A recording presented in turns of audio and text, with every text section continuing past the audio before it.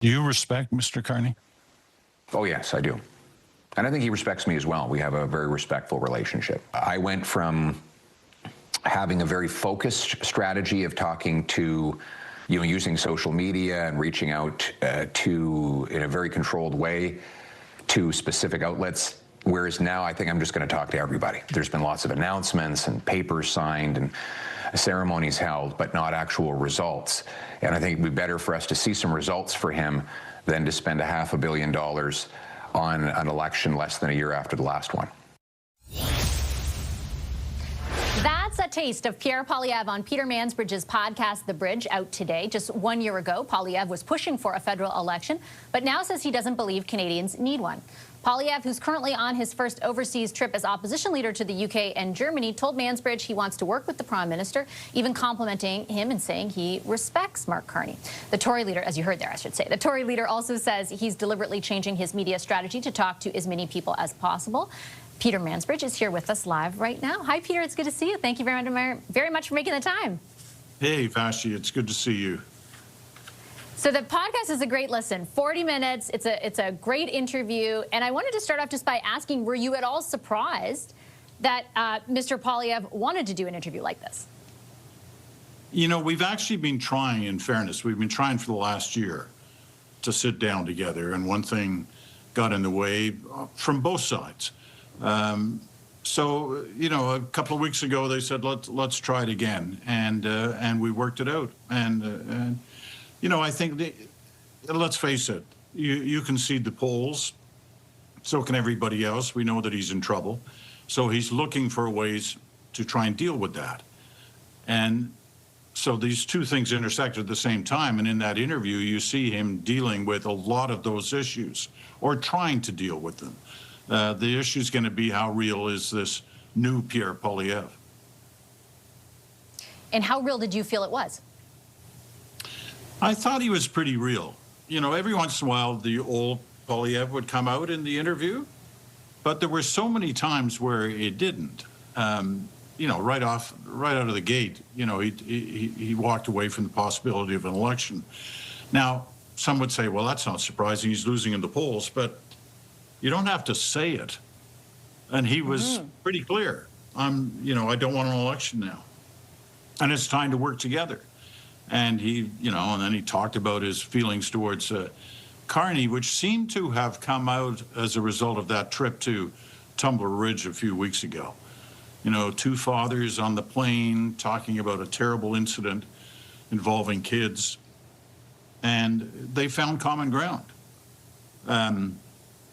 You don't want to go too far with that, and he kept making a point there are fundamental issues we don't agree on.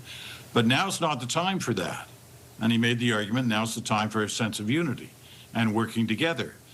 And, he said he'd offered up the idea of him going to Washington and meeting with people. And he was waiting for the Prime Minister to say yes or no on that. He also talked about talking to people outside of those who already agree with him. And I wondered what you thought about the idea of doing that, like what your assessment of the potential effectiveness of that is. Well, I think it's smart. In a way, he was sitting across from somebody who'd been at the CBC for 50 years, and we all know his feelings about the CBC. So, in a sense, it was kind of a breakthrough, because I think it's really important that any politician, no matter their stripe, makes themselves available to all interviewers within reason. And I think it was smart for him to do this particular interview. He's got a lot of attention as a result of it. But I think it's, any politician's got to do that. If they want to get their word out beyond their committed base, they've got to talk to everybody. And that's not to say that, me or you or, Rosie Barton at CBC or any number of different journalists are somehow against Pierre Poilievre. We're all just journalists asking questions. And he should be able to sit down across from any of us. We all have different ways about, asking questions. We all have different styles. And that's good for him to meet those styles.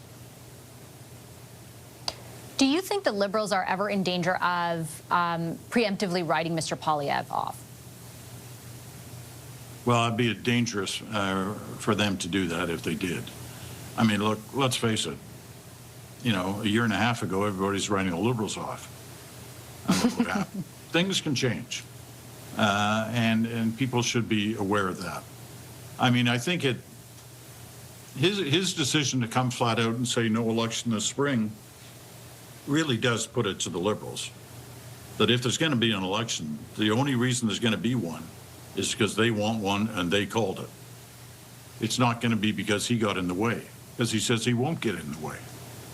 That the primary issue right now is a sense of, unity on the party front in this one issue of dealing with the Americans. Now, there are differences on what the approach, they want to take, but it's clear that he wants to find some common ground between, especially him and the Prime Minister. And it looks like they may find that.